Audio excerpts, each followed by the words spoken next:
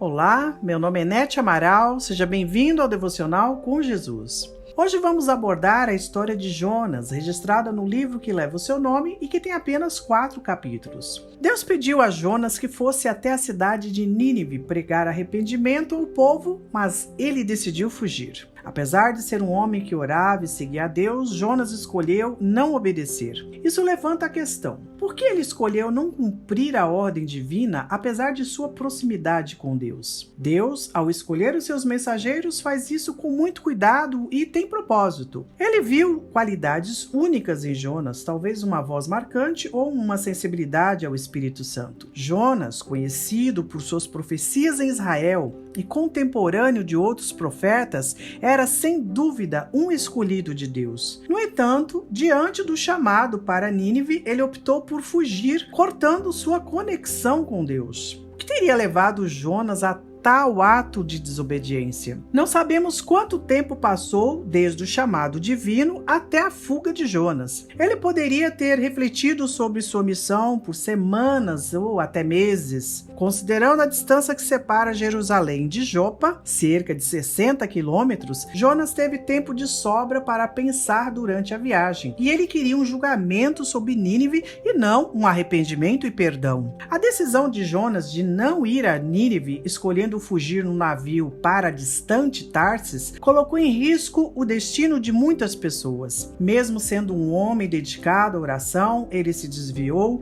motivado por um entendimento limitado sobre Deus. Mas mesmo assim, a voz do Espírito Santo o acompanhava, insistindo em sua missão, pois quando nos chama ao serviço, permanece conosco, insistindo em nossa resposta. Sem dúvida, Jonas ouviu vozes como essa: volta, Jonas, e obedeça à voz de Deus. Jonas conhecia a misericórdia e a graça divinas, então fugiu porque acreditava que ao profetizar sobre Nínive, a cidade se arrependeria e Deus então perdoaria a todos, evitando o julgamento prometido. Essa compreensão da natureza perdoadora de Deus fez com que ele tentasse evitar a missão. Ele reconheceu Deus como paciente, disposto a perdoar e generoso em graça, o que é verdade e motivo de gratidão para todos nós.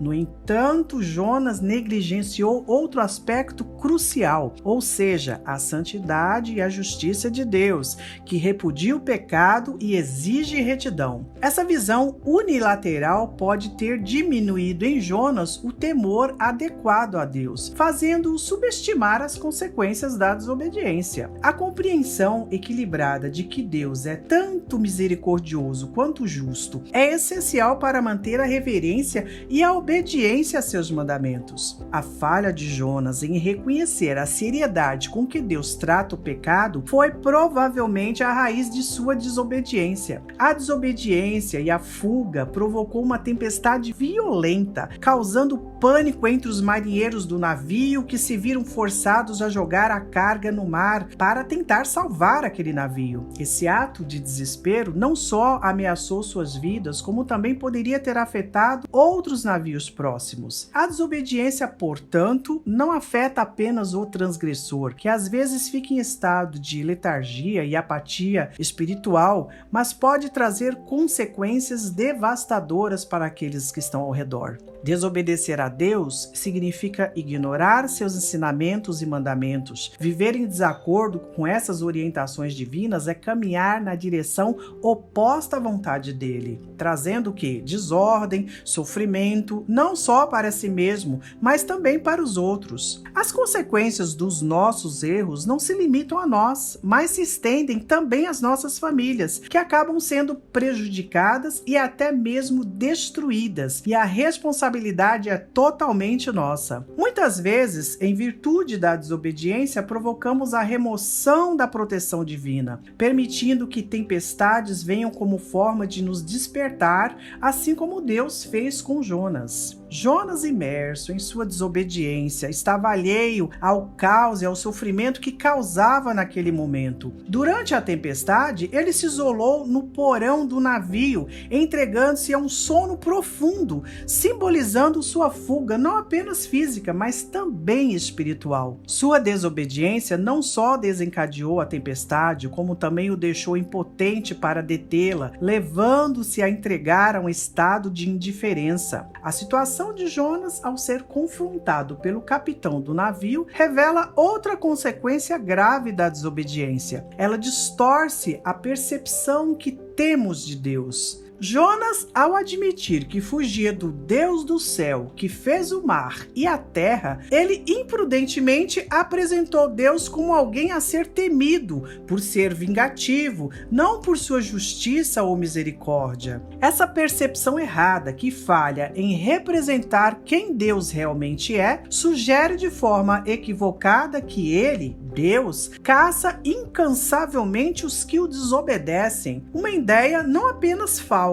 mas que também atrapalha a compreensão correta do caráter divino. A tempestade na vida de Jonas não era um sinal da ira divina ou uma vingança, mas uma manifestação do amor e da graça de Deus. Deus não estava furioso nem tinha desistido de Jonas, muito pelo contrário. A tempestade foi uma intervenção para reconduzir Jonas ao caminho correto. Deus queria recuperar seu servo desobediente, mostrando que, apesar da fuga, seu amor e compromisso permaneciam inabaláveis. Deus estava reafirmando a Jonas: você pode tentar fugir, mas eu não desisto de você. Eu te escolhi para essa missão especial e é você, Jonas, que vai cumpri-la. O fato de o capitão ter que despertar Jonas revela a seriedade do momento. Durante a emergência, o mensageiro de Deus foi pego de surpresa e sem liderança moral nenhuma. Ao tentar falar do poder divino, Jonas encontrou-se sem confiança nenhuma diante dos marinheiros que já sabiam de sua fuga. Esse momento mostra que evitar nossos deveres espirituais pode enfraquecer nossa habilidade de representar nossa fé adequadamente, especialmente em tempos de crise. Jonas perdeu sua autoridade ao desobedecer a Deus, tornando-se um exemplo de como a desobediência e o pecado afetam a credibilidade. A tripulação do navio, vendo sua falta de ação, decidiu ignorar seu conselho. Quando Deus enviou um grande peixe para engolir Jonas, que foi lançado ao mar, não foi para puni-lo, mas para salvá-lo. No fundo do mar, Jonas finalmente buscou a Deus após 3 dias de sofrimento. Esse episódio mostra que Deus usa situações difíceis para nos trazer de volta a Ele, mesmo quando falhamos. A história de Jonas é um lembrete de que, apesar dos erros,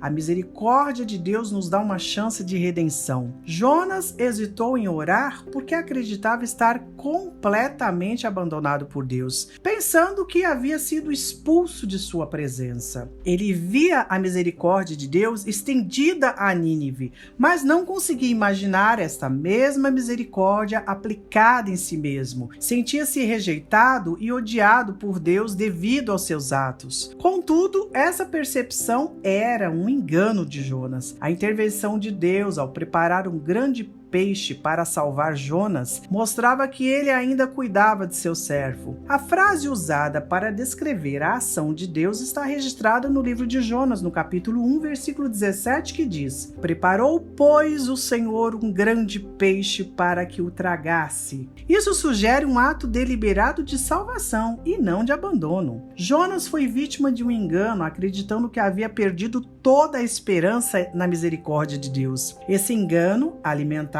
por Satanás, o convenceu de seu fracasso total. No entanto, mesmo no desespero, a verdade é que Deus nunca desistiu de Jonas, demonstrando que mesmo nos momentos mais sombrios, a misericórdia de Deus está pronta para nos resgatar. Jonas, enganado pelo desespero, acreditava que sua vida e missão estavam arruinadas, que sua desobediência havia causado danos irreparáveis. No entanto, Deus tinha outros planos. não de abandono, mas de redirecionamento e renovação para a sua vida. Em breve, Jonas estaria agora em Nínive, cumprindo corajosamente a missão que havia sido chamado para fazer.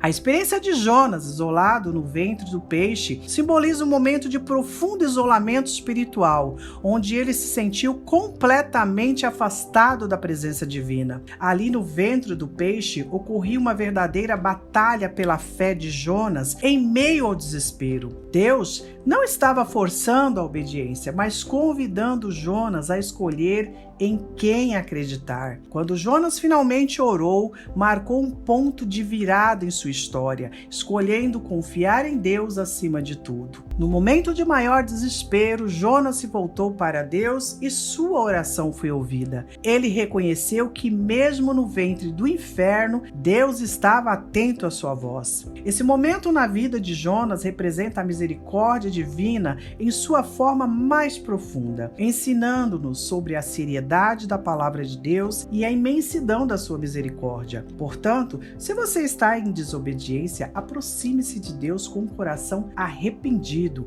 Ele está pronto para perdoar e restaurar, pois é um Deus de amor que anseia sempre pelo nosso retorno à sua presença. Amém? Deus te abençoe. Nós agradecemos por estarem conosco nessa reflexão. Que Deus esteja com você e com a sua família. Por favor, compartilhe esse vídeo, nos ajude a propagar a mensagem de Jesus. Confirma se você está inscrito no canal, se inscreva nele. Nós estamos postando vídeo todos os dias, então acione o sino das notificações para você ser notificado. Deixe o seu like, o seu gostei no vídeo e até o próximo vídeo.